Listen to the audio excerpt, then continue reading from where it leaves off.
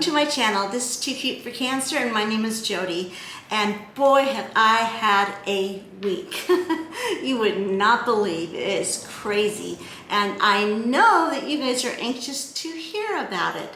So I will get into that. But first, I had a delivery today and boy, it's hot. It's like 104 degrees, I think, today. Ooh, not good. So I've got my Starbucks iced tea right here, and I am gonna take a drink real quick. Anyway, I got a special delivery from my favorite perfume company called Dossier. Dossier or Dossier. It's French, so I don't know. I said it both ways because I was told two different ways. But either way, it is spelled D-O-S-S-I-E-R. Okay, this company, in fact, I'm going to show you the box, if you can see it. Yeah, very simple packaging, nothing fancy. And the reason why it's not fancy is because what this company does, it takes all of your favorite scents from all the different, big name, expensive ones, and instead of boxing it or bottling it, I should say, in a fancy bottle with a diamond heart at the top with a big bow and, handcrafted bottle, all of that. It does away with that. It has very simple, eco-friendly packaging and vegan-friendly and no cruelty to the animals. And put your favorite perfume in them. So it is pretty cool. And then because they do that and they do away with the fluff, then you get the product for like less than half off. I mean, in some of the scents, my floral rhubarb, I looked it up and it was like, it was a Marc Jacobs, I think. Anyway, it was like $189 for like 2 or 3 ounces in the store, and this was like $29.99. I mean, you can't go wrong, right? I mean, you get it, you don't like it, return it, give it to someone you love. It doesn't matter. Anyway, so today's scent for review is bum ba da bum. I am opening it up, and I love the inside of it. See, it's just bright. And it says, I'll read it to you. Iconic scents, designer quality, no markups. Love the no markups part. Okay, today is, I don't even know what I'm getting. Let's find out. Floral jasmine. Ooh, I can already tell I'm gonna like this one, guys. Last month's was more of a cedar, a musky, manly scent. And I know that it was unisex. It could be either or, but it was not for me. Smelled good, but it was not for me. But I gave it to my son and he loved it. So there you go. Okay, so this one is definitely a more me scent. Floral jasmine has top notes of, oh boy, I don't know what this is. Neroli, cardamom, paramount pepper. The middle notes are jasmine. Something yin yang broom flower. Wow, who names this stuff? I don't know. And then the base notes are lavender, clary, sage, and vanilla. Okay, well, I recognized vanilla and the word flower and sage. So, and I didn't see any jasmine in there. I recognize those. So I recognize 3 of the words from all of that. So let's get to it and see. It gives you all of the, I don't know if you can see it. It gives you all of the description. And also it tells you what it is inspired by. This was inspired by Tom Ford. Whoa, Tom Ford. Jasmine Rouge. Ooh, Era de Perfume. Wow. Okay. So it says, our mission is to deliver the highest quality, luxury-inspired fragrance at a fraction of the cost, giving you the freedom to explore new scents. Thank you for giving this a try. Well, thank you for sending this to me because I am extremely happy. Let's see how it works. It says, any scent you order comes with a sample. Okay, there's a sample in here. And anyway, you smell the sample. If you don't like it, you return it and you try a different scent. Easy peasy. Okay, so let's give it a try. Let's see, we're gonna open it up. And I already tried the sample. I already know I'm gonna keep it. Okay, let's get out from there. All right, now here's the bottle. Very, very simple, right? And it just has the name on the front, Floral Jasmine. And this is my favorite part. It's a magnetic top. So you don't have to, worry about getting the top off, having it broke, and it goes right back on. Look at that. I like to play with it, actually. Okay, enough of that. All right, so Floral Jasmine, let's give you a try. Now, during the heat and stuff, I usually don't wear perfume. I'm just gonna let you know and be honest with you guys about it. But I'm gonna try this because tomorrow is church, and this looks like Floral Jasmine. Maybe it's a lot enough scent that I could get away with it. Because I hate sitting next to someone in church and they smell real strong perfume, and I'm like, and then, I don't like it, and I don't want to be that woman, So I'm very, very cautious what perfumes I like because I don't want to be, overpowering and unpleasant to someone else. So let's see if I'm going to be unpleasant or not. Okay, I am just going to go like this first.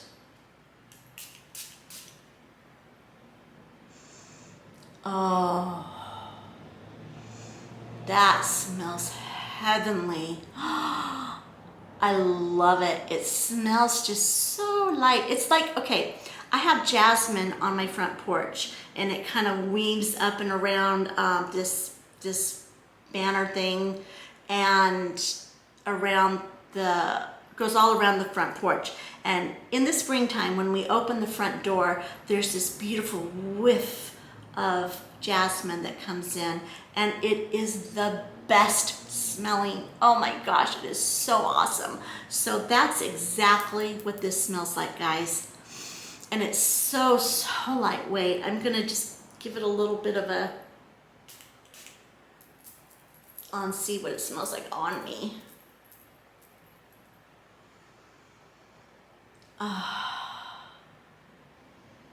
It is so nice. Oh my gosh, I'm gonna do that again. My head's gonna smell so good. Okay, this is a keeper, absolute keeper. So I am going to keep that. I'm not even gonna put it back in the box. I'm going to keep this though. Now this is the good part about it, is what you can do is you can keep the little inserts, so then you can remember after you've used it what scent you like and what scent you don't like. So like for example, I kept Floral Rhubarb because I loved it. Oh my gosh, I loved it. So I'm definitely gonna order that one again. So this one, Floral Jasmine, is another one that is a keeper. So I'm gonna keep this so I don't have to worry about remembering what I had and what I didn't have. So anyway, isn't that the coolest thing? I'm so excited. Tomorrow I'm gonna wear this and test it out when it's hot. Because did you know that some of the cheaper hotels, oh my gosh, where's my brain at? Still back at the hospital. Cheaper scents, sometimes on me, now I'm not saying that this does it, but sometimes they turn icky if it gets hot and then it mixes with my own scent and it kind of just doesn't stay true to its scent. So tomorrow I'm gonna wear it. It's gonna be 100 and something degrees out, and I will wear this modestly, and I will let you know how it turns out, okay? And see if it stays true to its scent. All right, you guys. Now, onward. Hi guys. Okay, I apologize for recording in my car, but it's super hot and I had to do a bunch of running around, and I took Bentley in for a groom, and he looks so cute. I'll put a picture up for you guys so you can see him. So adorable. But anyway, I was gonna tell you what happened and why I'm in the hospital. And I'm sorry there's a little shadow and stuff. I'm trying to get where it's not so bad, but it's gonna be that way. I hope you guys can see me okay and hear me okay. But anyway, it started out on Sunday morning at 2 a.m. Well, okay, first let me back up to Friday. Friday, I went and I got eyelash extensions done, and I thought, oh, this would be kind of fun thing to try, right? I had tried them once before, and my eyes got all red, and it was really bad, and I had to have them taken off. But somebody told me that you're not usually allergic to the glue. You're allergic to the pad that they put underneath your eye, and then you close your eye, and then they add the extensions. So I thought, okay, so I went in and I told the lady, I said, I've had a problem before and I'm really nervous about that. Do you have like a glue that is maybe less, it's more for sensitive eyes? And she said, yes, we do. So she used that, and then she also said that she would use a different pad underneath. They usually use like a gel pad, something hyperallergenic and stuff, so that should do it. Okay, so I got them done, and for the first 8 hours they looked lovely. I even did a video shoot with them, and I was feeling very pretty. I was like, wow, I can get up in the morning. All I have to do is, put a little powder on, lipstick, and do my eyebrows, and out the door I go. I don't have to worry about doing anything. I was so excited. The ease of it all was just perfect. Until Saturday morning, I woke up, and I tried to wake up. I couldn't wake up because my eyes were glued shut. It was really bad. I was like this, and I was like trying to open my eyes. I was like, oh no, it happened again. Anyway, I had to have them taken off, and so all day Saturday I had itchy, burning eyes. I mean, itching like you would not believe. I wanted to take like a metal brush and go and scrape my eyeballs out. That's how itchy they were. Anyway, so I just got to the point where I thought maybe on Sunday I was going to be able to go to church, that it wasn't looking so bad. I could probably, get away with it. But then Sunday morning, 2 a.m. rolls around, and I woke up, and I was in a little bit of pain, but nothing new there. I mean, a lot of times I wake up in the middle of the night, my hip bone or my spine hurts, if I stay sleeping in one position for too long. So I have to get up, walk around, take some medicine, go back to bed. Well, I did that, and then I laid down and I started feeling really nauseous, and I'm like, uh-oh. I'm like, that's not good, Anyway, I ended up throwing up all night or morning, whatever, and then until 2 o'clock in the afternoon the next day. And then, to top it all off, the air conditioning in my bedroom broke. So, like, when I went to bed, it was nice and cool, but when I woke up and I was sick, it was super, it was like 106 degrees out, and in an upstairs room, you can imagine, it was not pretty. And my husband and the kids had gone to church camp, and they were going to be gone until Wednesday. They were coming back Wednesday, and by this time it was Monday, and I was starting to feel like I was going to pass out. I was getting dehydrated, and I was so out of it. I couldn't get downstairs to get water and to get into the air conditioning portion of the house. And so I was thinking, crap, I don't know what to do. So my one sister was on vacation. She was out at the river with her kids. My other sister is in a care home herself, so I couldn't call her. And then my last sister, she was home, but she's got a lot of issues going on with her husband, has some medical stuff going on, and I just didn't want to put any more medical stuff on her. So I called my dad. My dad, I knew, would come no matter what. And one of the big problems is the house is all locked up, and I'm upstairs. I can't get downstairs to let him in. So I knew my dad knew the house, and he knew where he could get in at. So he set the alarms off, which he didn't know. He's deaf. He didn't hear a thing. It's funny. It was going off all this time, and I knew it was him, so I wasn't scared or anything. Anyway, he broke into the house. He came in. He put cool rags all over me, and let me sip some water and stuff. And then I don't remember a lot after that. I just became completely like lethargic, and I was not all there. And so my dad called 911, and the ambulance came, and going up the stairs at my house, I have a 100-plus-year-old house, and going up the stairs, it's very steep, and they're wooden, and they're narrow, and then there's a landing, and then you turn and you come down the rest, and there was like no way they were going to get a gurney up there. And anyway, I was so out of it, I didn't even care, you know. So they had to put me in like a sling thing and take me down the stairs that way. All right.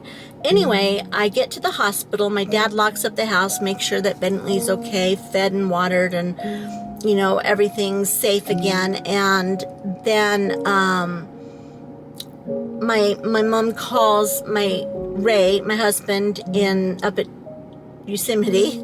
He's like 8 hours away, and tells him, you know, what happened, that I got dehydrated, and they're not really sure what started the whole thing, you know, but they knew that I was in the hospital. Okay, so anyway, he immediately starts packing up, and he's on his way back home, and I'm in the ambulance, and I wake up in the ambulance, and I'm kind of like, and they said, you don't mind if we cut this, and they were talking about my pajamas, and I was just like, they're new, I'd rather you not, you know, and stuff. Anyway, they were putting, you know, leads on me and stuff, and then they immediately gave me a IV of saline water, which I have a horrible bruise on my hand now. Anyway, got me on fluids, made sure that I was stable. My oxygen level was very low, and they were really concerned about that, so they gave me some oxygen. Anyway, what was I saying? Okay, so I get to the hospital, and they parked me in like a hallway where there is like bins of, I want to say laundry? I'm not even sure. Anyway, they parked me where there's like couldn't even see like people walking by. Anyway, they parked me there, and of course the paramedic stayed with me, and he made sure that the IV was okay, got me a blanket and everything. And then he said, it's probably going to be a couple of hours. And I'm like, you're kidding, because this gurney is killing my back. I'm in a lot of pain. And they're like, you know, sorry, you know, they can't do anything about it. It's not there. You know, I didn't see a nurse. I didn't see a doctor, nothing. So anyway, I'm sitting there after 2 hours. Back up. I was starting to throw up again. And because they had given me some ice, and I couldn't hold anything down. Anyway, I felt like I needed to throw up. And sorry if I start crying, because it's just like so frustrating.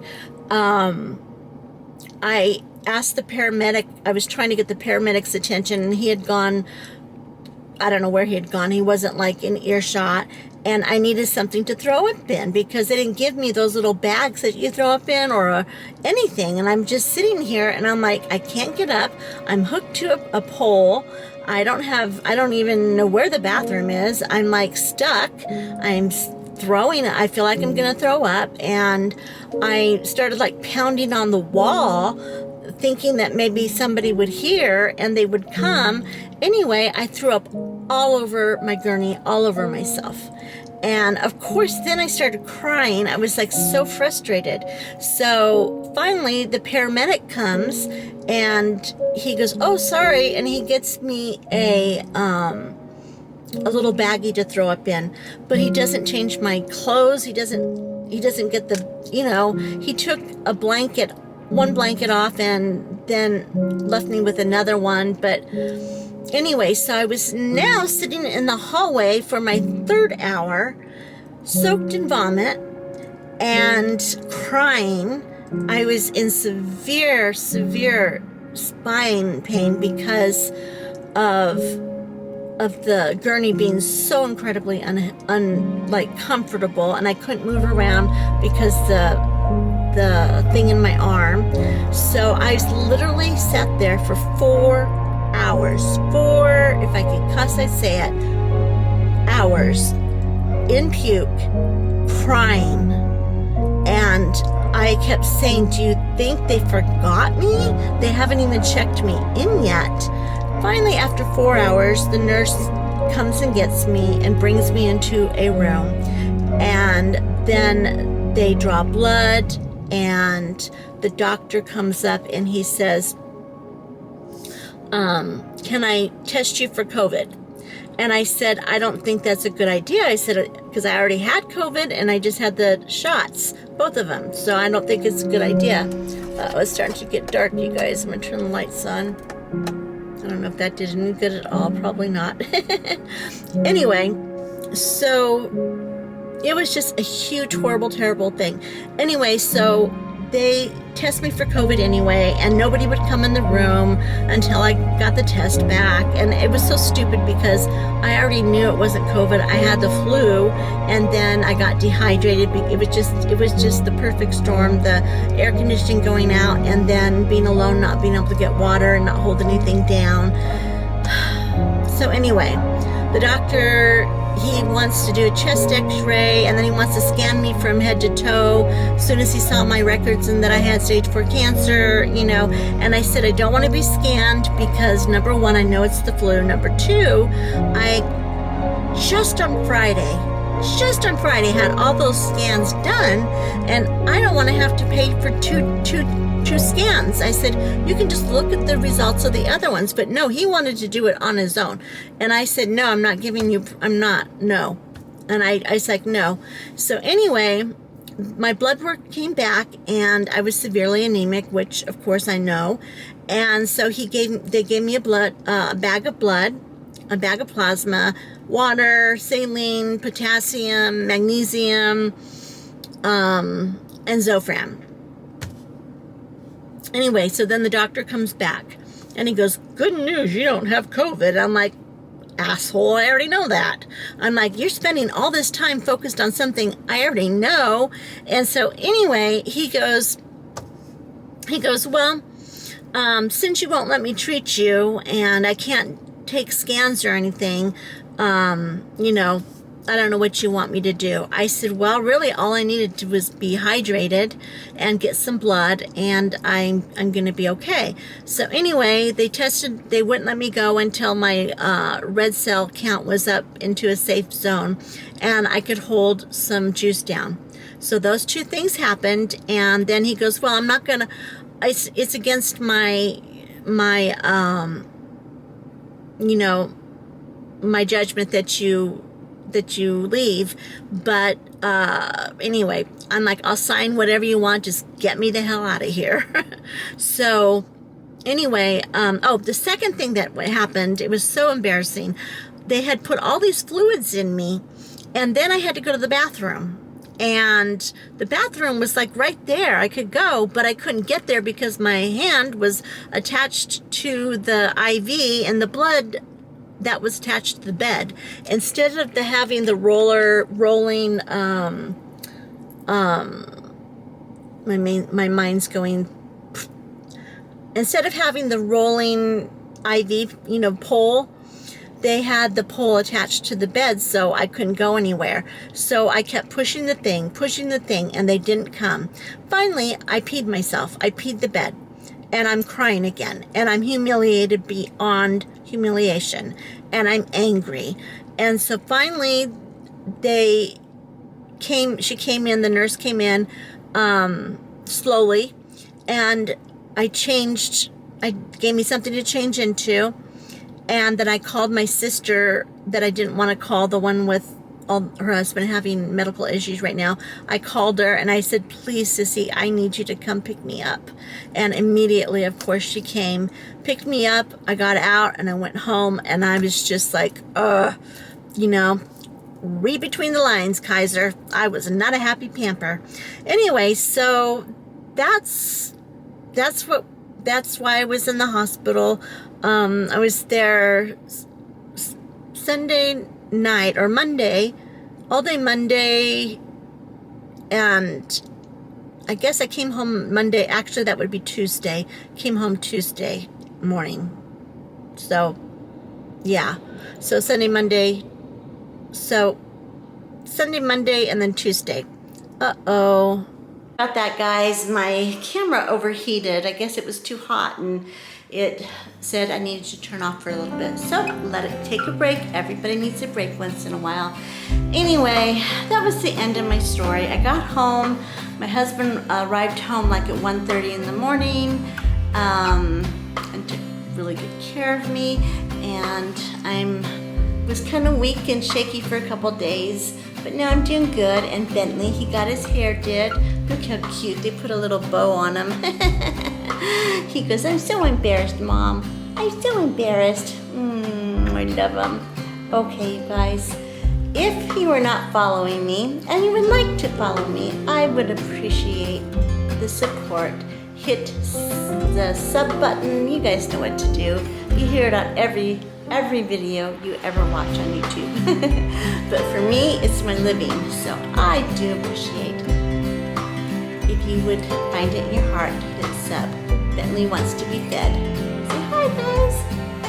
Look real cute, Bentley. Look real cute. All right, you guys have a good week, and I will see you again soon on Too Cute for Cancer. Ooh.